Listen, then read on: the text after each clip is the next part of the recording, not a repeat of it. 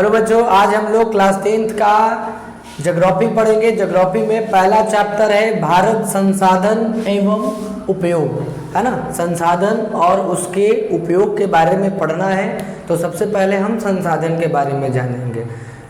मानव अपनी आवश्यकताओं की पूर्ति के लिए पहले प्रकृति या प्रकृति के द्वारा जो वस्तुएं निर्मित थी उस पर निर्भर रहता था, लेकिन समय के बदलाव के साथ साथ मानव की आवश्यकता भी बढ़ती गई और इन आवश्यकताओं की पूर्ति के लिए मानव प्रकृति के द्वारा बनी वस्तुओं के साथ साथ मानव निर्मित वस्तुओं पर भी निर्भर रहने लगा, है ना। और इस तरह से मानव अपनी जरूरतों को पूरा करने लगा। तो संसाधन क्या होता है? वे मानवीय आवश्यकताओं को पूरा करने वाली सभी वस्तुएं, चाहे वो प्राकृतिक वस्तुएं हो या मानव निर्मित वस्तुएं हो, वे सभी वस्तुएं जो मानव की आवश्यकता को पूरा करती है वे सभी वस्तुएं संसाधन कहलाती है। ये वस्तुएं जैविक भी हो सकती है या भौतिक भी हो सकती है ना। कहता है जैसे वायु, सड़क, खेत, पानी, मकान, पंखा, कलम, वन, ये वस्त्र जो हम पहन रहे हैं, मार्कर, पंखा, मोबाइल, हेडफोन, है ना। ये सारी वस्तुएं, जो भी वस्तुएं हमारी आवश्यकता को पूरा करती है। जैसे मान लीजिए हम वीडियो बनाने के लिए इस व्हाइट बोर्ड का प्रयोग कर रहे हैं, मार्कर का प्रयोग कर रहे हैं, डस्टर का प्रयोग कर रहे हैं, तो ये मोबाइल का प्रयोग कर रहे हैं ना, माइक का प्रयोग कर रहे हैं, तो ये हमारी आवश्यकता को पूरा करती है ना। तो ये सभी वस्तुएं क्या कहलाएगी? संसाधन का। हम जीवित रहने के लिए क्या करते हैं? कपड़ा पहनते हैं, खाना खाते हैं, सांस लेते हैं, ये सारी चीजें करते हैं। तो जितने भी चीजें हमारी आवश्यकता को पूरा करती है तो वो सभी वस्तुएं जो है संसाधन कहलाती हैं। अब संसाधन कहता है कि संसाधन किसी भी देश का आर्थिक एवं सामाजिक मेरुदंड। मेरुदंड का मतलब क्या होता है? बैकबोन जिसको कहते हैं। अगर आपके शरीर में मेरुदंड नहीं रहेगा तो आप सीधे खड़े नहीं हो सकते हैं, आप झुक जाइएगा। आपको सपोर्ट के लिए मेरुदंड जो है बहुत जरूरी, जिसको बैकबोन कहते हैं, रीढ़ की हड्डी कहते हैं। तो जो देश जो है संसाधन के मामलों में अधिक धनी होता है वह विकसित देश कहलाता है ना। उसके यहाँ के लोगों की स्थिति, आर्थिक स्थिति या सामाजिक स्थिति जो है बहुत अच्छी होती है। लेकिन जिस देश में संसाधन संपन्न नहीं है, जो देश संसाधन में विपन्न है, पिछड़ा हुआ है, उस देश की आर्थिक स्थिति या सामाजिक स्थिति अच्छी नहीं हो सकती है, ठीक है ना। तो किसी भी देश की सामाजिक या आर्थिक स्थिति के लिए संसाधन का ठीक होना बहुत जरूरी है। उस राष्ट्र के लिए संसाधन मेरुदंड के समान होता है जो उस देश को खड़ा रखता है ना, सपोर्ट दिए हुए रहता है। अब हम बात करेंगे संसाधनों के प्रकार की। संसाधन कितने प्रकार के होता है? तो संसाधन मुख्यतः 3 प्रकार के होते हैं। पहला प्राकृतिक संसाधन, दूसरा मानव निर्मित संसाधन और तीसरा मानव संसाधन। अब प्राकृतिक संसाधन की बात करेंगे, है ना, यानी कि वैसी वस्तुएं जो मानवीय आवश्यकता को पूरा तो करती है लेकिन प्रकृति के द्वारा बनी हुई है ना। वैसी वस्तुएं जो प्रकृति प्रदत्त है, प्रकृति के द्वारा बनी हुई है और मानव उसका अपने जरूरतों के अनुसार उपयोग करता है, तो वे सभी वस्तुएं क्या कहलाती है? प्राकृतिक संसाधन कहलाती है। जैसे वायु को प्रकृति द्वारा बना हुआ है, वन, जल, है ना, ये सारी चीजें जो है प्रकृति के द्वारा बना हुआ है। तो और साथ ही साथ ये मानव की आवश्यकता को पूरा करता है, इसलिए इन सभी वस्तुओं को हम क्या कहेंगे? प्राकृतिक संसाधन कहेंगे। अब बात करते हैं मानव निर्मित संसाधन। मानव वैसी वस्तुएं, है ना, वे सभी वस्तुएं जो मानव के द्वारा निर्मित है तथा मानवीय आवश्यकताओं को भी पूरा करती है ना। जो वस्तुएं मानव के द्वारा बनाया गया है, जिस वस्तु का निर्माण मानव के द्वारा किया गया है और वह मानव की आवश्यकता को पूरी करता है, वह मानव निर्मित संसाधन कहलाता है। जैसे भवन मानव के द्वारा बनाया जाता है, जो जिसका उपयोग भी मानव के द्वारा ही किया जाता है। सड़क भी मानव के द्वारा ही बनाया गया है और इसका भी उपयोग मानव अपनी आवश्यकता के लिए, आवागमन के लिए करता है।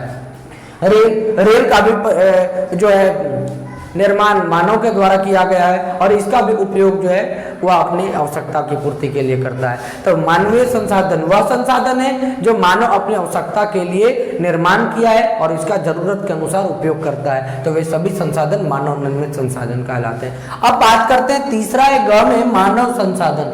हम कहते हैं मानव भी एक संसाधन है। मानव, अगर हम जो है हम भी एक संसाधन है ना। हम भी जरूरत पड़ने पर किसी दूसरे के काम आते हैं या कोई दूसरा दूसरा मानव भी जरूरत पड़ने पर हमारे काम आता है। तो जब हम एक समुदाय में रहते हैं और एक दूसरे के काम आते हैं, है ना, तो जब एक दूसरे के काम आना, दूसरे की आवश्यकताओं की पूर्ति करना, अगर किसी व्यक्ति को हमारी मदद की जरूरत होती है, हम उसकी मदद करते हैं, तब उसके लिए संसाधन है। या हमें कुछ मदद, किसी व्यक्ति की मदद की जरूरत पड़ती है और वो व्यक्ति हमारी सहायता करता है, तो वो भी क्या है, संसाधन है।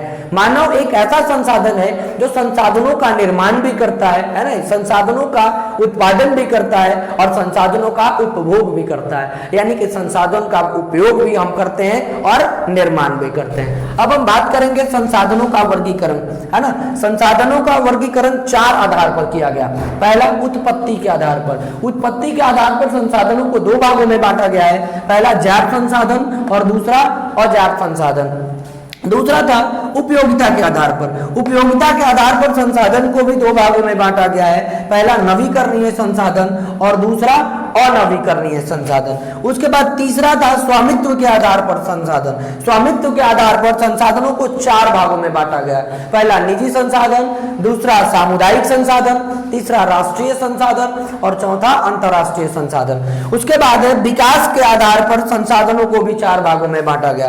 पहला था संभाव्य संसाधन, फिर विकसित संसाधन, फिर भंडार संसाधन और संचित कोष संसाधन। चलिए अब हम बात करते हैं संसाधनों के वर्गीकरण का। जो संसाधनों का वर्गीकरण 4 आधार पर किया गया था, तो एक एक करके सबको हम देखेंगे। सबसे पहला था उत्पत्ति के आधार पर संसाधनों को जैव संसाधन और अजैव संसाधन में बांटा गया। तो जैव संसाधन किसको कहते हैं कि जैव मंडल में पाए जाने वाले सभी संसाधनों को जैव संसाधन कहते हैं। इसमें सजीवों के लक्षण मौजूद रहते हैं, है ना, यानी कि क्या क्या है, जैसे में मनुष्य, पौधा, जानवर, है ना, ये सभी जो है जैव संसाधन है, जो सजीव है और एक दूसरे की आवश्यकता को पूर्ति करते हैं, तो इसलिए ये जैव संसाधन। अजैव संसाधन का मतलब क्या होता है कि निर्जीव वस्तुओं के समूह को, निर्जीव वस्तुओं के समूह को जो मानवीय आवश्यकताओं को पूरा करते हैं, उसे अजैव संसाधन कहते हैं। जैसे में कलम हो गया, किताब हो गया, पंखा, घड़ी, है ना, ये सारे जो है अजैव संसाधन है। चट्टान, पहाड़, ये सब क्या है, निर्जीव वस्तुएं हैं, इसलिए सब अजैव संसाधन में। अब बात करते हैं हम उपयोगिता के आधार पर संसाधनों के प्रकार। उपयोगिता के आधार पर संसाधनों को 2 भागों में बांटा गया है।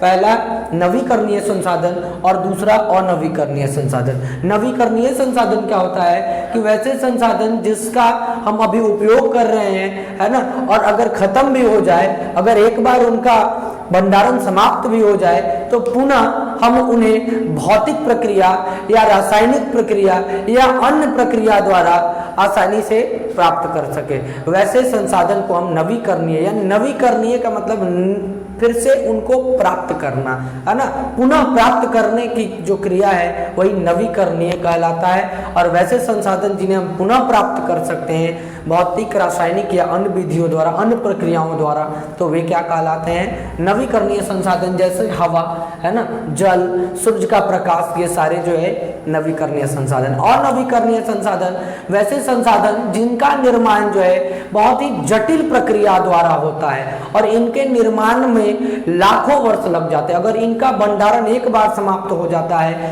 तो इनके पुनः भंडारण में, पुनः निर्माण में लाखों वर्ष लग सकते हैं। तो वैसे संसाधन को अनवीकरणीय संसाधन, जैसे कोयला, पेट्रोलियम, है ना, ये सभी जो है अनवीकरणीय संसाधन है। उसके बाद बात करेंगे स्वामित्व के आधार पर, है ना, अधिकार के आधार पर। तो स्वामित्व के आधार पर संसाधन को भी 4 भागों में बांटा गया। निजी संसाधन। अब निजी संसाधन क्या होता है कि वैसे संसाधन जिस पर किसी निजी व्यक्ति का अधिकार होता है ना, व्यक्तिगत अधिकार होता है या किसी व्यक्ति समूह का अधिकार होता है, तब वैसे संसाधन को हम क्या कहेंगे, निजी संसाधन कहेंगे, है ना। जैसे मान लीजिए ये पंखा ऊपर चल रहा है, ये मार्कर ये मेरा है ना, तो ये मेरे लिए, इस पर मेरा अधिकार है, तो ये निजी संसाधन हो गया, है ना। पंखा जो ऊपर घूम रहा है मैंने लगाया है, इसलिए वो क्या हो गया, निजी संसाधन हो गया। तो वैसे संसाधन जिस पर किसी व्यक्ति, निजी व्यक्ति या व्यक्ति समूह का अधिकार होता है, वैसे संसाधन को हम क्या कहेंगे, निजी संसाधन। जैसे आपका हो गया बगीचा, तालाब, खेत, है ना, ये खेत मेरा है तो निजी संसाधन। तालाब मेरा है, हम केवल इसका उपयोग कर सकते हैं, पूरा समाज उसका उपयोग नहीं कर सकता है, तब वो निजी संसाधन। अब दूसरा होता है सामुदायिक संसाधन। सामुदायिक संसाधन का मतलब होता है कि वैसा संसाधन जो किसी निजी व्यक्ति का अधिकार नहीं होता है, बल्कि एक समाज, पूरे समाज में रह रहे सभी लोगों का अधिकार होता है, समाज में रह रहे सभी वर्ग के लोगों का अधिकार होता है, तब वैसे संसाधन को हम सामुदायिक संसाधन कहते हैं। जैसे सड़क, पार्क, मंदिर, गिरजाघर, है ना, रेलवे मार्ग, बस स्टॉप, ये सारे जो है क्या है, सार्वजनिक संसाधन है, सामुदायिक संसाधन है। अब बात करेंगे गैर राष्ट्रीय संसाधन। वैसे किसी राजनीतिक सीमा के अंदर आने वाले सभी संसाधन जिस पर राष्ट्र के सरकार का हक होता है, राष्ट्र का हक होता है ना, जिस पर सरकार की जिम्मेवारी होती है, उसकी सुरक्षा, है ना, सब कुछ राष्ट्र की जिम्मेवारी होती है, सरकार की जवाबदेही होती है, तब वैसे संसाधन को हम राष्ट्रीय संसाधन कहेंगे। जैसे भूमि, राष्ट्र राजनीतिक सीमा के अंदर जितनी भी भूमि पाई जाती है, वे सभी भूमि क्या है, राष्ट्रीय संसाधन है। चाहे खनिज, वन या वन में रह रहे वन्य जीव, है ना, सभी जो है राष्ट्रीय संसाधन के ही उदाहरण है। अब अंतर्राष्ट्रीय संसाधन। अंतर्राष्ट्रीय संसाधन का मतलब होता है किसी भी राजनीतिक सीमा के बाहर, है ना, समुद्र तट से हम बात करते हैं, जब किसी भी राष्ट्र के बाहर समुद्र तट से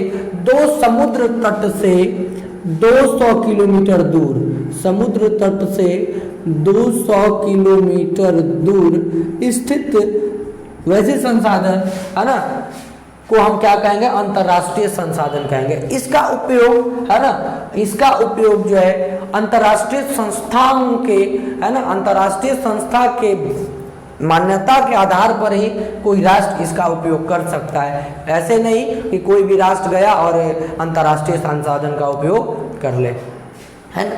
उसके बाद है विकास के आधार पर। विकास के आधार पर भी संसाधन को 4 भागों में बांटा गया। पहला संभाव्य संसाधन। संभाव्य संसाधन का मतलब होता है कि वैसे संसाधन जो किसी क्षेत्र विशेष में पाए जाते हैं, लेकिन अभी उनका जो उपयोग शुरू नहीं हो पाया है, हम उनका उपयोग नहीं कर पा रहे हैं, वैसे संसाधन को हम क्या कहेंगे, संभाव्य संसाधन, है ना। भविष्य में हम इसका उपयोग कर सकते हैं, ऐसी संभावना है। जैसे हिमालय क्षेत्र का खनिज, हिमालय क्षेत्र में खनिज पाया जाता है, उसका उपयोग हम अभी कर नहीं रहे, लेकिन ऐसा हो सकता है कि तकनीक विकसित हो और बाद में हम इसका उपयोग करें। तो इसलिए इस संभावना के आधार पर जो संसाधनों का विकसित किया गया वैसे संभाव्य संसाधन। उसके बाद है विकसित संसाधन। विकसित संसाधन का मतलब क्या होता है कि वैसे संसाधन जो जिनका सर्वेक्षण के आधार पर, है ना, तकनीक के द्वारा उनके गुण और जो है उपयोग करने की क्षमता जो है निर्धारित हो चुकी है, उसको हम क्या कहेंगे, विकसित संसाधन।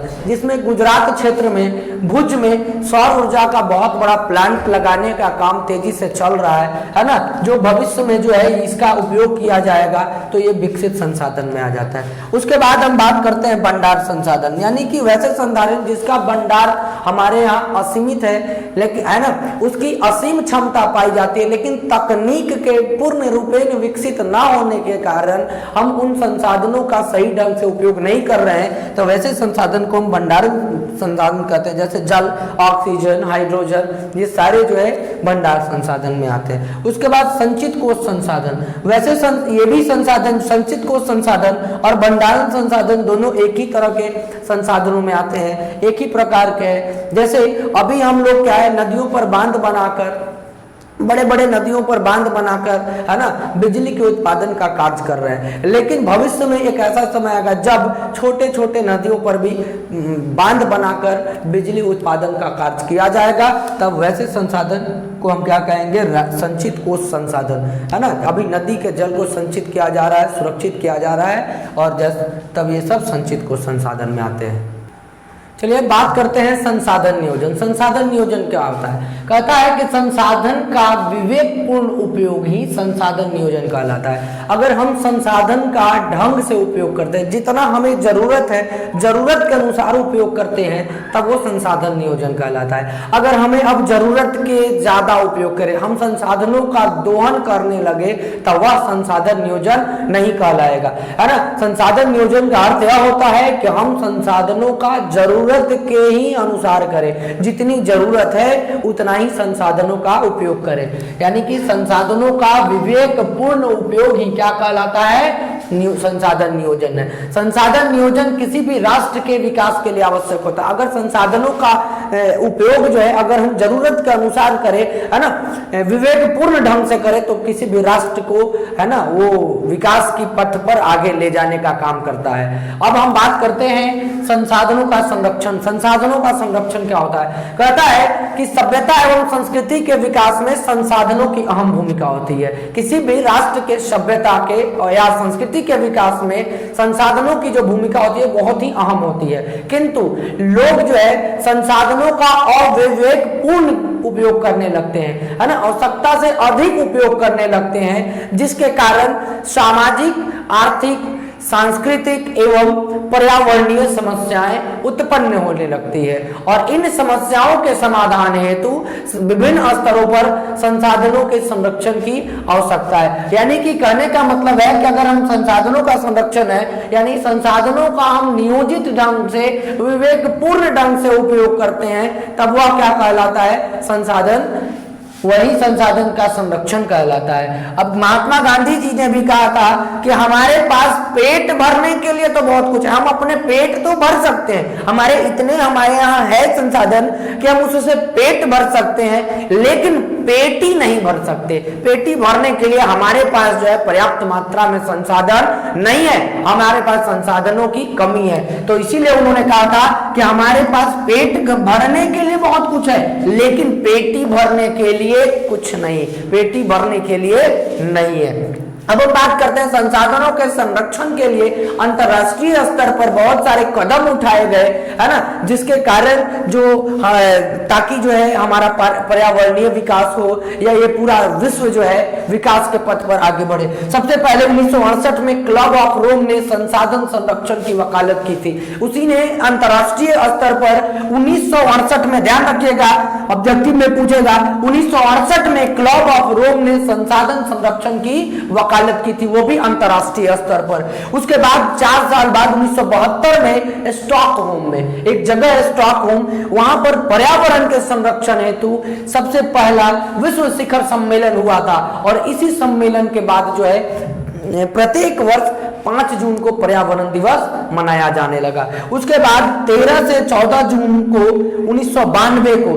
13 से 14 जून 1992 को रियो डी जेनेरो में प्रथम पृथ्वी सम्मेलन हुआ था, जिसका मुख्य जो उद्देश्य था, है ना, हम अपनी प्रकृति को बचाए, प्रकृति की सुरक्षा थी, संरक्षण था। उसके बाद इसके 5 साल बाद फिर 23 से 27 जून को यानी 1997 में न्यूयॉर्क में द्वितीय पृथ्वी सम्मेलन किया गया था। इसी चीज को देखते हुए पृथ्वी के संरक्षण के लिए, बचाव के लिए, है ना, क्योंकि लोग जो है अपनी आवश्यकता से अधिक संसाधनों का दोहन कर रहे थे, उपयोग कर रहे थे। उसके बाद दिसंबर 1997 में क्योटो में सम्मेलन हुआ था, जिसमें 159 देशों के प्रतिनिधियों ने भाग लिया था, जिसमें विभिन्न गैसें जैसे मीथेन हो गया, इथेन हो गया, कार्बन मोनोऑक्साइड हो गया, है ना, जो विषैली गैसें जो पृथ्वी हमारे जनजीवन पृथ्वी पर रह रहे जीवों के लिए जो है खतरनाक है ना, उनसे जीवों के संरक्षण के लिए जो है वहां सम्मेलन किया गया था। और इसमें यह निर्णय किया गया था कि इन सभी गैसों के जो उपयोग में कटौती की जाए, ताकि जो है हमारा भविष्य जो है सुरक्षित हो सके, हमारी पृथ्वी को बचाई जा सके। उसके बाद 10 साल बाद 1997 के बाद यानी कि 26 अगस्त से 4 सितंबर तक, है ना, 1992 में पहला हुआ था पृथ्वी सम्मेलन, उसके बाद 1997 में द्वितीय सम्मेलन, उसके बाद फिर 2002 में फिर 5 साल बाद तृतीय पृथ्वी सम्मेलन हुआ था, जिसमें विभिन्न देशों के 2000 प्रतिनिधियों ने भाग लिया था। इसका भी मुख्य उद्देश्य था पृथ्वी को संरक्षण देना, पृथ्वी की सुरक्षा। उसके बाद अब हम बात करते हैं सतत विकास। सतत विकास का मतलब होता है वैसा विकास जो एक पीढ़ी से दूसरी पीढ़ी तक जा सके, वो भी पर्यावरण को बिना नुकसान पहुंचाए, है ना। विकास की वह प्रक्रिया जिसमें पर्यावरण को बिना नुकसान पहुंचाए, विकास की जो दर है ना, जो रफ्तार है, वह एक पीढ़ी से दूसरी पीढ़ी तक जाए, तब वैसी जो विकास है उसको सतत विकास या सतत पोषणीय विकास भी कहते हैं। कहता है संसाधन संरक्षण के लिए भी सतत पोषणीय विकास जो है बहुत जरूरी है। अब इसके मुख्य बातें क्या थी कि संसाधनों की बर्बादी को रोकना, यानी कि लोगों के द्वारा संसाधनों का जो दोहन हो रहा है ना, उसको रोका जाए। उसके बाद था दूसरा, विभिन्न प्रकार के प्रदूषणों को रोकना, जो लोगों के द्वारा जो विभिन्न प्रकार के प्रदूषण उत्पन्न हो रहे हैं उसको रोका जाए। उसके बाद जैव विविधता का भी संरक्षण था। चौथा था कम होते संसाधनों के विकल्प पे जोर, यानी कि वैसे संसाधन जिसकी मात्रा जो है प्रकृति में घटते जा रही है, कम होते जा रही है, तो उसके जगह पे उसका विकल्प खोजने पर जोर दिया जाए ताकि जो है आने वाले समय में संसाधनों का उपयोग हो सके। या और साथ ही साथ अंतिम था मानव जीवन की गुणवत्ता को बढ़ाना, ताकि अगर मानव जीवन की गुणवत्ता अगर बढ़ती है तो वह संसाधनों का विवेकपूर्ण उपयोग करेगा और साथ ही साथ संसाधनों का संरक्षण भी करेगा। तो इस तरह से आज के वीडियो में इतना ही। तब तक के लिए जय हिंद।